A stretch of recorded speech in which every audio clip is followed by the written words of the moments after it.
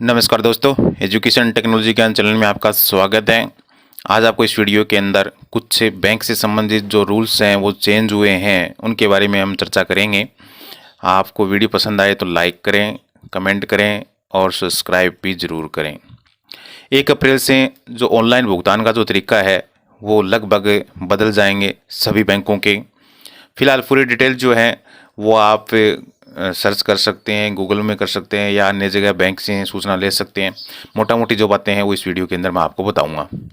तो जैसे आप भुगतान करोगे ऑनलाइन तो उसमें बहुत सारी चीज़ें जो हैं वो बदली हुई आपको दिखाई देंगे। सबसे पहले तो 2 फैक्टर ऑथेंटिकेशन आएगा। ठीक है, 2 फैक्टर का मतलब है कि आप पहले एक बार OTP डाल देते थे तो पेमेंट हो जाता था। अब पेमेंट OTP भी डालना पड़ेगा या और दूसरा कोई तरीका उसके अंदर और दूसरा देंगे, पूछेंगे।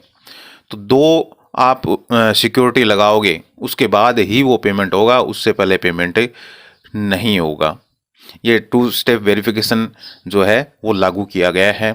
इसमें आपको घबराना नहीं है कि मैंने OTP लगा दिया या पिन लगा दी। तो हो सकता है पिन के साथ पिन भी लगानी पड़े, OTP भी लगानी पड़े, या हो सकता है आपका फेस से मतलब रीड करवाना पड़े। ठीक है, फिंगर रीड करवाना पड़े, या इस प्रकार से मतलब 2 ऑप्शन आपको मिलेंगे तभी जाके पेमेंट होगा, अन्यथा वो पेमेंट नहीं होगा। ये बैंक ने बहुत ही अच्छा ऑप्शन दिया है अभी फ़िलहाल, क्योंकि इससे क्या है, एक तो साइबर फ्रॉड रुक जाएंगे। जितने भी साइबर फ्रॉड हो रहे थे वो सिंगल OTP से हो रहे थे। तो अब जैसे 2 स्टेप होंगे तो वो हर एक आदमी उसको कर नहीं पाएगा। ठीक है, और किसी के पास से मतलब कीपैड वाला फ़ोन होता था तो उसे OTP वो बता देता था, लेकिन अब कीपैड वाले फ़ोन सारे मतलब एक साइड में हो जाएंगे।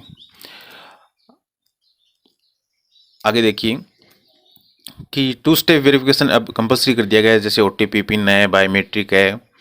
जो छोटी राशि पर भी छूट नहीं है, यानी छोटी सी आप 1 रुपये, 10 रुपये, 20 रुपये भी करोगे ना तब भी आप मतलब OTP लगानी पड़ेगी। और OTP अभी जो है वो SMS के अंदर नहीं आएगी।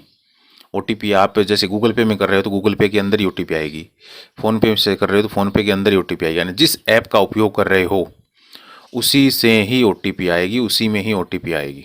उसके अलावा दूसरी जगह से OTP नहीं आएगी। स्क्रीन रिकॉर्डिंग जो है वो बंद हो गया है। अब आप जैसे स्क्रीन रिकॉर्डिंग करते थे पहले तो वो हो जाता था या स्क्रीनशॉट ले लेते थे। अब ना तो स्क्रीनशॉट आएगा और ना ही स्क्रीन रिकॉर्डिंग होगी। इससे ये होगा कि आपके जो ट्रांजैक्शन नंबर वगैरह हैं और हैं वो दूसरे को दिखाई नहीं देंगे। दूसरी चीज़, आपका मतलब फ़ोन हैक हो गया या आपने किसी को रिमोट पे दे दिया तो आगे वाला उस चीज़ को देख ही नहीं पाएगा। यानी किसी को रिमोट में दोगे तो बैंक का जो ऐप, कोई भी ऐप है, गूगल पे, फ़ोन पे, पेटीएम जो या अन्य जो भी किसी प्रकार के खुद की पर्सनल बैंक ऐप हैं, उनमें कोई भी स्क्रीन जो है वो दूसरा नहीं देख पाएगा खुद कैंडिडेट के अलावा। और 2 स्टेप ऑथेंटिकेट के अंदर ये भी किया गया है कि मोबाइल वेरिफिकेशन होगा। मोबाइल वेरिफिकेशन यानी आपका मोबाइल रिचार्ज होगा, उसमें बैंक जो है पहले मैसेज डालेगा। ठीक है, मोबाइल रिचार्ज होना जरूरी है। उसमें मैसेज डालेगा, मैसेज डालने के बाद ऑटोमेटिक वो उठाएगा उसको, तब वो मालूम पड़ जाएगा कि हाँ सेम बंदा ही वो है ट्रांजैक्शन कर रहा है, अन्यथा वो ट्रांजैक्शन नहीं होगा। इसमें देखिए डबल सिक्योरिटी के अंदर क्या है, OTP प्लस पिन, यानी OTP के साथ पिन नंबर भी मांगेगा।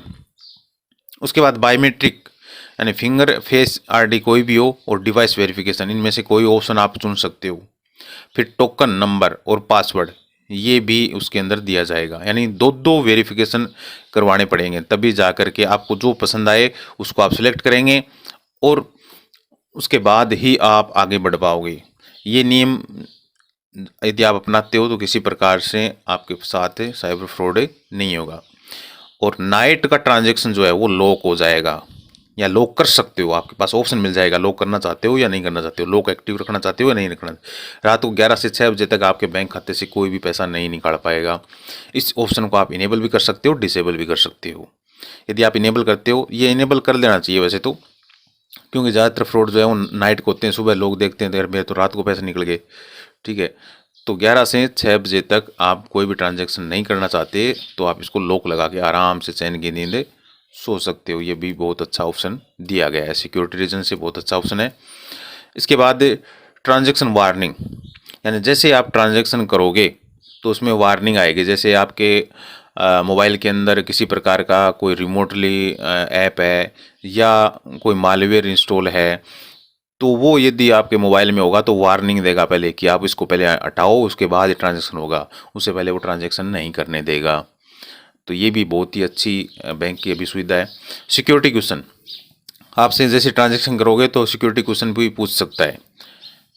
कैसे कि जैसे मान लो आपके पिता का नाम क्या है, माँ का नाम क्या है, डेट ऑफ बर्थ क्या है, या आपके गांव कौन सा है, या आप जो भी फेवरेट क्वेश्चन के अंदर उत्तर दोगे तो उनमें से कोई भी क्वेश्चन आपके सामने डाल देगा और उसका उत्तर आप सही दोगे तो ही वो ट्रांजैक्शन होगा, वरना वो ट्रांजैक्शन नहीं होगा। ये भी बहुत ही अच्छी व्यवस्था है बैंक की। ये इसलिए हो रहा है कि हमारे पास से मोबाइल पे ऐप आते थे, कोई आरटीओ चालान के नाम से, कोई ये एपीके फाइल आती थी, ठीक है, तो लोग इस पे क्लिक करते थे तो आपका मोबाइल हैक हो जाता था और आपके साथ फ्रॉड होता था। तो इस प्रकार के बहुत सारे जो हैकर हैं वो अपनाते थे। कोई बैंक का लेटर आता था कि ये बैंक का ऐप है, इसको डाउनलोड करो, ये करो। तो ये जो बैंक की केवाईसी से संबंधित फ्रॉड है, ये बहुत सारे चल रहे थे। तो इनको रोकने के लिए बैंक ने ये नियम बनाए हैं जो बहुत ही अच्छा है। आम जनता के फेवर में ये चीज़ें होनी चाहिए। ये काफ़ी पहले कर देना चाहिए था, अब तो बहुत चलो टाइम रहते उन्होंने कर दिया तो भी बढ़िया है। आप चैनल को सपोर्ट करें और ज़्यादा से ज़्यादा सब्सक्राइब करें, लाइक करें और वीडियो को ज़्यादा शेयर करें ताकि आम जनता को फ़ायदा मिले। थैंक यू, धन्यवाद।